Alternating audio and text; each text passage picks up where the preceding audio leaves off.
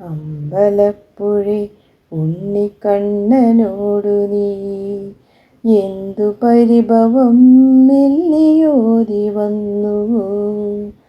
കൽവിളക്കുകൾ പാതി മിന്നി നിൽക്കവേ എന്തു നൽകുവാനിന്നി കാത്തു നിന്നു നീ.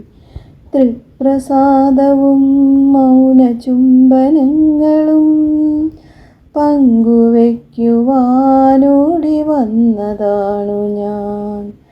രാഗചന്ദനം നിന്റെ നെറ്റിയിൽ തൊടാൻ ഗോപകന്യയായോടി വന്നതാണു ഞാൻ. അമ്പലപ്പുഴേ ഉണ്ണിക്കണ്ണനോടു നീ എന്തു പരിഭവം മെല്ലിയോതി വന്നുവോ.